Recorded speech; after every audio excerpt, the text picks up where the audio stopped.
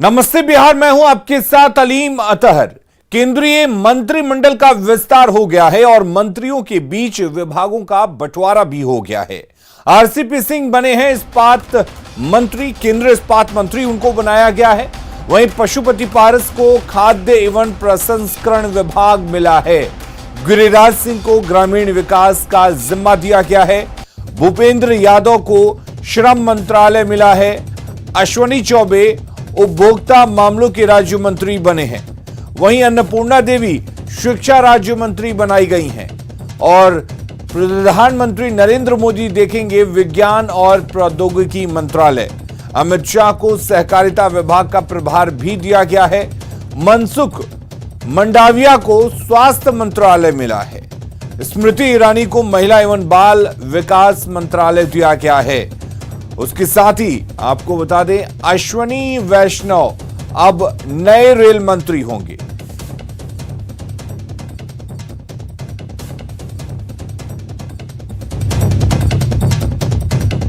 तो स्मृति ईरानी को महिला एवं बाल विकास मंत्रालय दिया गया है।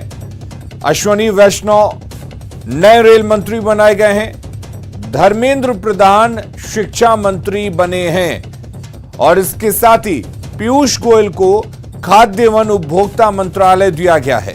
हरदीप पुरी को नगर विकास मंत्रालय मिला है, जबकि पेट्रोलियम मंत्रालय ज्योतिरादित्य सिंधिया को मिला है। सिंधिया को नागरिक उड्डयन मंत्रालय मिला है और पीयूष गोयल को खाद्य एवं उपभोक्ता मंत्रालय दिया गया है।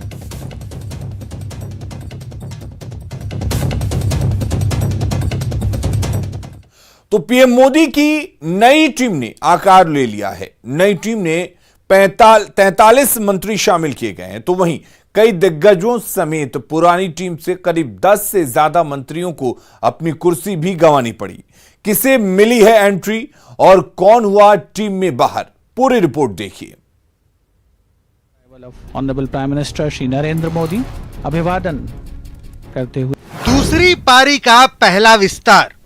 नई टीम आई, कईयों की हुई विदाई। केंद्र में विस्तार से राज्यों में बेड़ा पार। मोदी से जुड़ा नाम, करना होगा काम। मोदी के साथ रहना है तो फिर काम तो करना होगा, और सिर्फ काम ही नहीं बल्कि जमीन पर दिखाना भी होगा। हम ये क्यों कह रहे हैं ये आपको बताएंगे। उससे पहले शपथ ग्रहण की इन तस्वीरों को देखिए और जिन्हें मोदी मंत्रिमंडल में जगह मिली है उनका नाम भी जान लीजिए। सबसे पहले कैबिनेट मंत्री की बात। नारायण राणे, सर्बानंद सोनोवाल, वीरेंद्र कुमार कि मैं विधि द्वारा स्थापित ज्योतिरादित्य सिंधिया, आरसीपी सिंह, ईश्वर की शपथ लेता, अश्विनी वैष्णव, कि मैं विधि द्वारा स्थापित पशुपति कुमार पारस, किरण रिजिजू, भारत के संविधान, राजकुमार सिंह, कि मैं विधि द्वारा स्थापित हरदीप पुरी, मनसुख मंडाविया,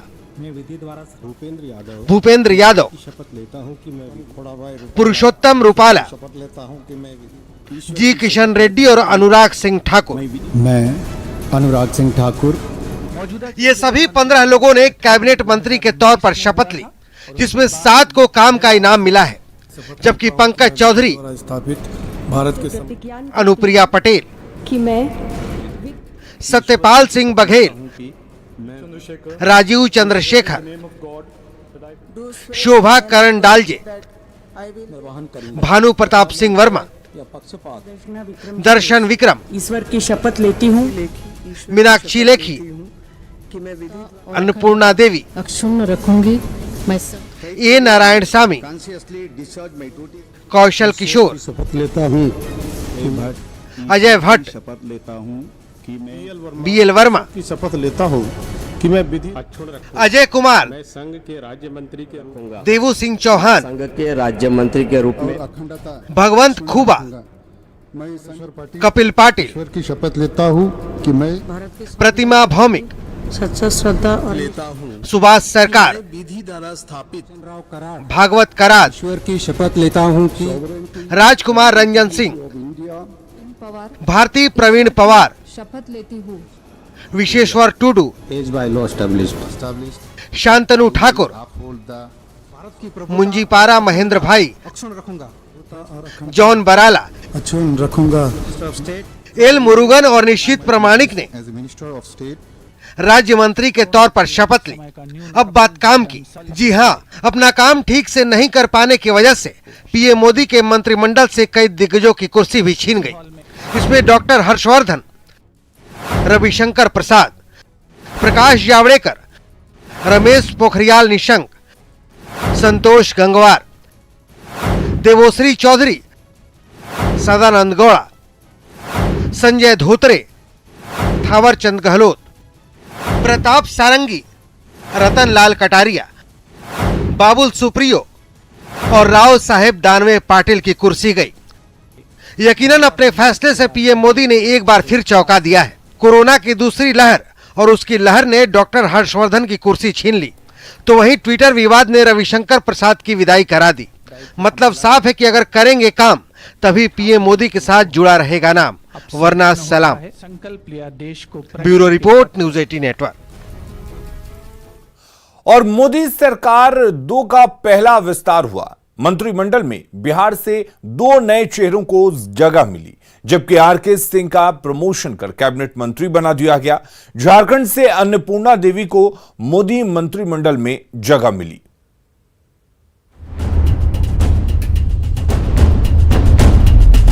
मैं राजकुमार सिंह, मैं पशुपति कुमार पारस ईश्वर की शपथ लेता हूँ। मैं रामचंद्र प्रसाद सिंह ईश्वर की शपथ लेता हूँ। मैं ज्योतिरादित्य माधवराव सिंधिया।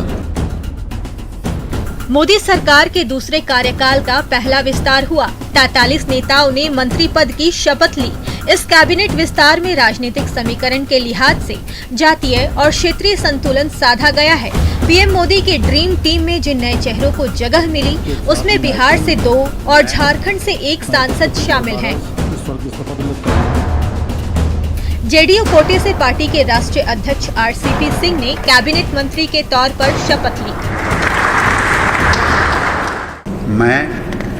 मैं रामचंद्र प्रसाद सिंह ईश्वर की शपथ लेता हूँ कि मैं विधि द्वारा स्थापित भारत के संविधान के प्रति सच्ची श्रद्धा और निष्ठा रखूंगा।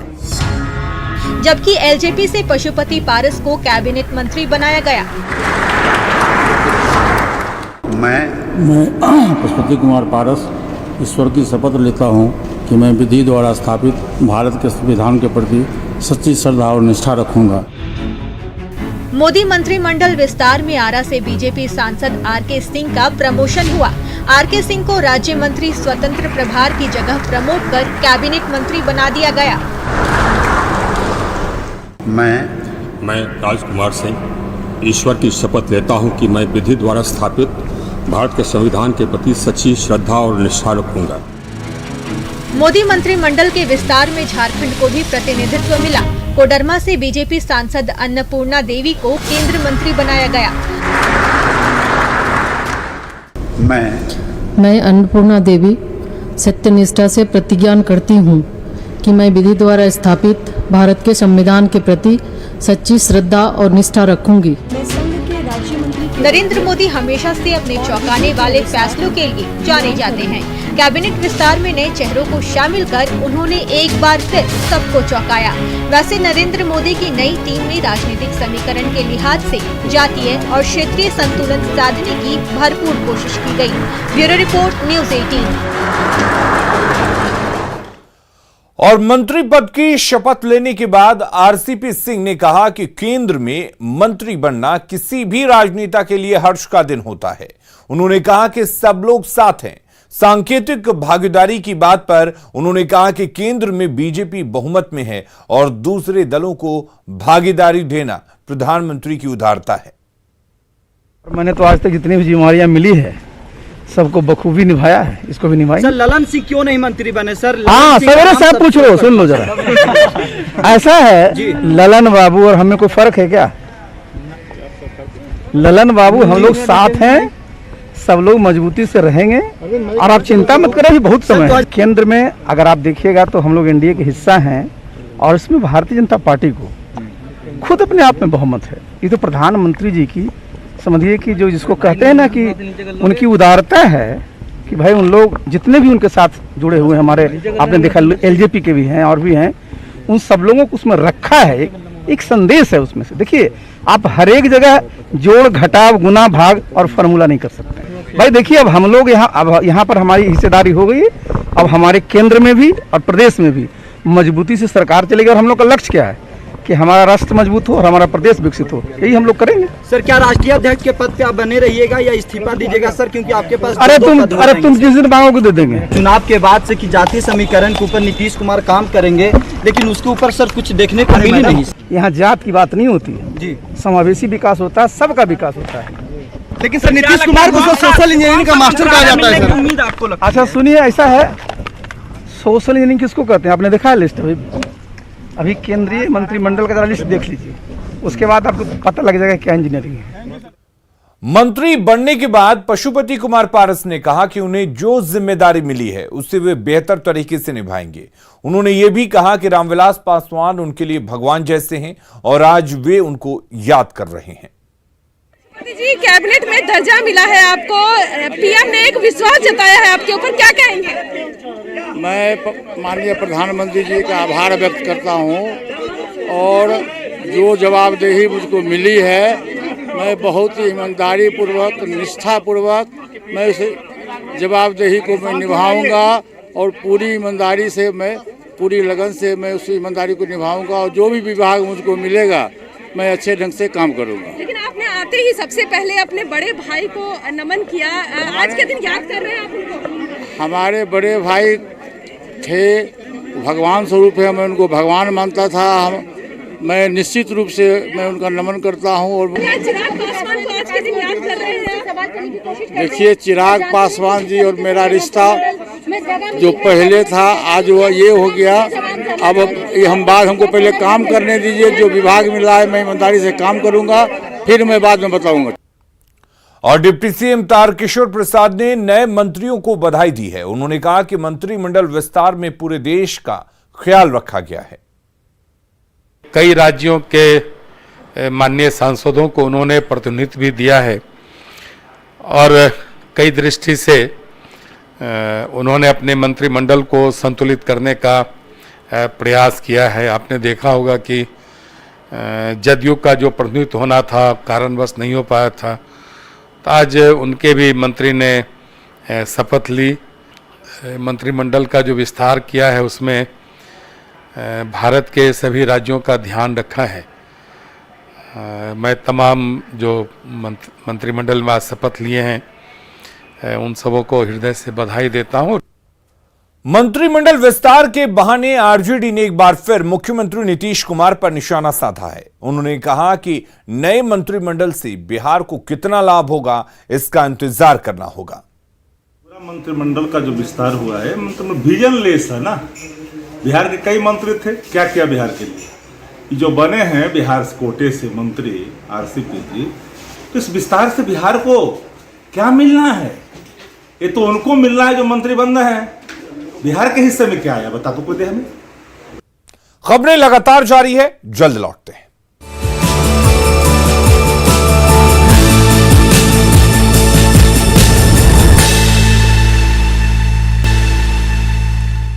कुछ और खबरों का रुख करते हैं। आरा में मोबाइल विस्फोट से अफरा तफरी मच गई, जिसकी तस्वीरें सीसीटीवी में कैद हो गई हैं।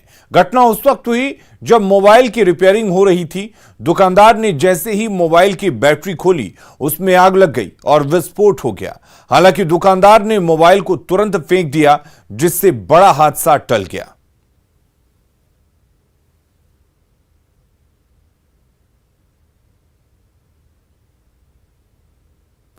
बेतिया में हाई टेंशन तार की चपेट में आने से एक खाली ट्रक में आग लग गई। घटना बानू छापर ओपी क्षेत्र की है। बताया जा रहा है कि ट्रक बेतिया रेलवे स्टेशन स्थित रैक पॉइंट पर सामान लोड करने के लिए जा रहा था। इसी बीच ट्रक ड्राइवर सड़क किनारे गाड़ी खड़ी कर बाहर निकला, तभी अचानक हाई टेंशन तार टूटकर ट्रक पर गिर गया और ट्रक धू धू कर जलने लगा। स्थानीय लोगों की सूचना पर दमकल की टीम मौके पर पहुंची और आग पर काबू पाया।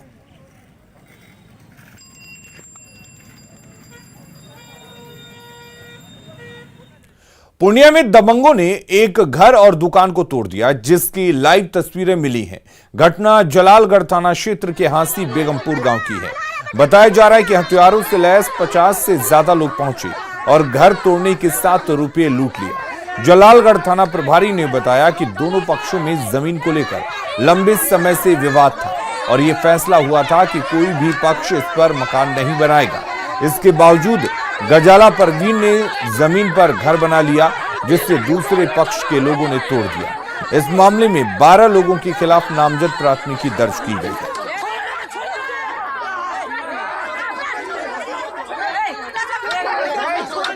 ये हुआ सर, हम लोग दुकान पे थे और बाकी 50-60 आदमी जो है ना उधर से आया है। एक टेम्पो बदिया था, सब लोग आया था, यहाँ से डकैती करके सब मेरा सबका दुकान में जितना सामान था सब लूट करके पटवा की तरफ लेके भाग गया है।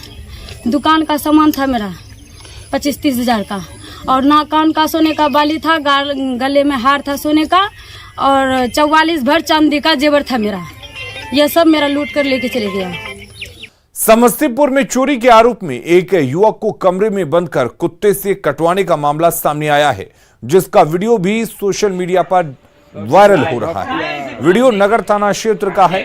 बताया जा रहा है कि पीड़ित लड़का आरोपी की दुकान में काम करता था, जिसे मोबाइल चोरी के आरोप में पकड़कर पिटाई की गई। ये हमको सुनने को मिला है कि एक गुड्डा चिकन वाला है, वो ऐसा कर रहा है। हम लोग छानबीन कर रहे हैं। अभी तक कोई लिखित आवेदन हम लोगों को प्राप्त नहीं हुआ है, न पीड़ित पक्ष से कोई भी बात अभी तक सामने आई है। जो भी कार्रवाई होगी, आवेदन सामने आता है तो हम लोग निश्चित रूप से सख्त कार्रवाई करेंगे। और अगली खबर अरवल से है, जहां पुलिस टीम पर हमला हुआ है। मामला मिर्जापुर गांव का है। पुलिस को गुप्त सूचना मिली थी कि पुनपुन नदी से अवैध बालू का उठाव हो रहा है, जिसके आधार पर पुलिस कार्रवाई करने पहुंची थी। इस दौरान पुलिस ने 3 लोगों को गिरफ्तार किया और जमकर पिटाई कर दी। घटना के बाद आक्रोशित ग्रामीणों ने पुलिस टीम पर हमला कर दिया। फिलहाल पुलिस ने 16 लोगों के खिलाफ प्राथमिकी दर्ज की है और गिरफ्तारी के लिए छापेमारी कर रही है।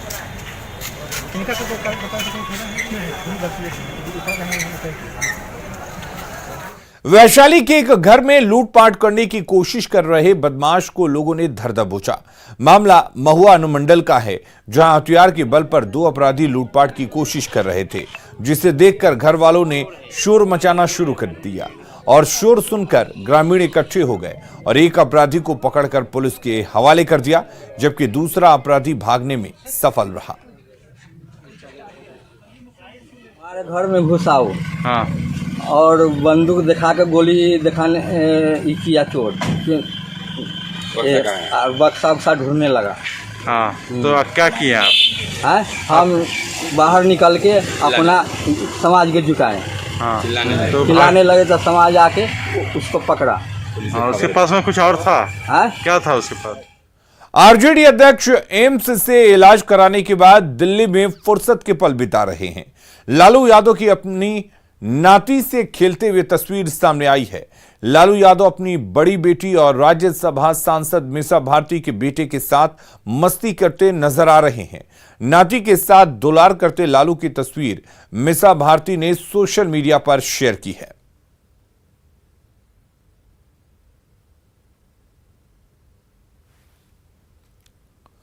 और अब कहानी ऐसे दोस्तों की जो न सिर्फ बिहार में स्टार्टअप को नई पहचान दिला रहे हैं, बल्कि युवाओं को रोजगार और कंपनियों को आसानी से हाईटेक वर्क प्लेस भी मुहैया करा रहे हैं।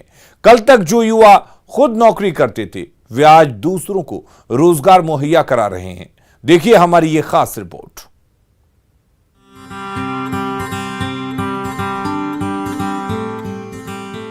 एक ही छत के नीचे काम कर रहे ये लोग अलग अलग कंपनियों में है, लेकिन इन सभी का वर्क प्लेस एक है और ये संभव कर दिखाया है 4 दोस्तों की सोच के कमाल ने। प्रख्यात काश्यप, राहुल शर्मा, आलोक कुमार और सोनू सौरभ, इन 4 दोस्तों ने मिलकर साल 2018 में पहला वर्क स्टूडियो खोला और लोगों को स्टार्टअप योजना से जोड़ा। वर्क स्टूडियो कल्चर के बारे में जागरूक किया और देखते ही देखते आज इनके वर्क स्टूडियो की संख्या बढ़कर 14 तक पहुंच गई है। जो पटना, रांची से लेकर देश के कई शहरों में मौजूद है। कल तक जो कार्यालय ढूंढा करते थे, जिन्हें स्टाफ की कमी महसूस होती थी, वो यहाँ पर अब सब कुछ यहाँ पर मुकम्मल व्यवस्था पा रहे हैं। और यही तस्वीर आपको हम दिखा रहे हैं कि स्टार्टअप के जरिए किस तरह से लोग अपनी अपनी तकदीर बदल रहे हैं। तो ये अलग अलग केबिन भी है, ओपन भी है, और ये कार्यालय में लोग सुकून से सुबह से शाम तक ड्यूटी करते हैं और फिर घर लौटते हैं।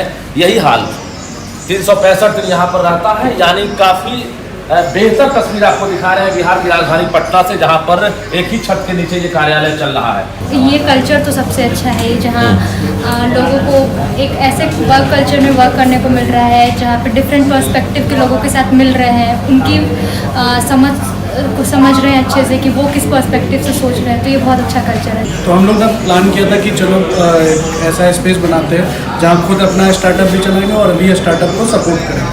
तो फिर ये कारवां बढ़ते चला गया, धीरे धीरे हम लोग 4 मिलके शुरुआत किया। वर्क स्टूडियो में printer, cafeteria, meeting room, internet, बिजली और मैन पावर तक सब कुछ की सुविधा प्रदान की जाती है। यहाँ हर सीट के लिए अलग अलग चार्ज देने होते हैं। लोग मासिक और सालाना ऑफिस बुक कराते हैं। काफी कम समय में वर्क प्लेस कल्चर युवाओं के बीच लोकप्रिय हो चुका है। जब हमने स्टार्ट किया तो कभी सोचा नहीं था कि इतनी जल्दी, इतनी तेज़ी से हम लोग इतने शहरों में और इतने सेंटर्स को स्टार्ट कर लेंगे, क्योंकि हमारे स्टार्टअप का 3 साल हुआ, जिसमें 1.5 साल हमारा कोरोना ने ही ले लिया है। तो टेक्निकली अगर आप देखेंगे तो 1.5 साल और 1 साल 10-12 महीने में हमने जो इतने अपने टीम के साथ मिलकर के इसको वर्किंग को इतने लेवल पे लेकर गए हैं। और आगे भी हमारा प्लान है कि इसको और बड़े बड़े 20-25 शहरों में एक्सपैंड करने का। हम लोग बहुत फॉर्चुनेट रहे कि हमारे साथ अर्ली स्टेज पे भी कुछ इन्वेस्टर्स जुड़े, जिनका सपोर्ट यूज़ करके हम लोगों ने ये पहला यूनिट जो है डेवलप करा, और निरंतर उनका सपोर्ट रहा है। और ऐसे बहुत सारे इन्वेस्टर्स बाद में भी हमारे साथ जुड़े हैं। युवाओं की सोच को आज हर कोई सलाम कर रहा है, क्योंकि इन युवाओं ने न सिर्फ स्टार्टअप को पहचान दिलाने में कामयाबी पाई है, बल्कि इनके प्रयास से बिहार में रोजगार की तस्वीर भी बदल रही है। तो जो 4 युवा हैं, ये ना सिर्फ अपने व्यवसाय को, अपनी किस्मत चमकाने के लिए वर्क स्टूडियो खोले हैं, बल्कि बाकी जो पढ़े लिखे युवा हैं, जो बेरोजगार हैं, उन्हें ये जॉब भी दे रहे हैं। चाहे वो अकाउंटेंट का जॉब हो, डेटा एंट्री ऑपरेटर का जॉब हो, ऑपरेशन मैनेजर का जॉब हो। ये पटना ही नहीं बल्कि बाकी जो अन्य राज्य हैं, वहाँ पर ये लोग जॉब प्रोवाइडर के रूप में काम कर रहे हैं। जाहिर है जो युवा हैं, उनके मनोबल को बढ़ाने के लिए सरकार को भी सहयोग करनी चाहिए, ताकि जो इन्वायरमेंट है, जो वर्क कल्चर है, वो और डेवलप हो सके और बिहार के प्रति और देश के प्रति लोगों का विश्वास और बढ़ सके। रजनीश कुमार, न्यूज़ 18 पटना। खबरें लगातार जारी रहेंगी, आप बने रहिए न्यूज़ 18 बिहार झारखंड के साथ।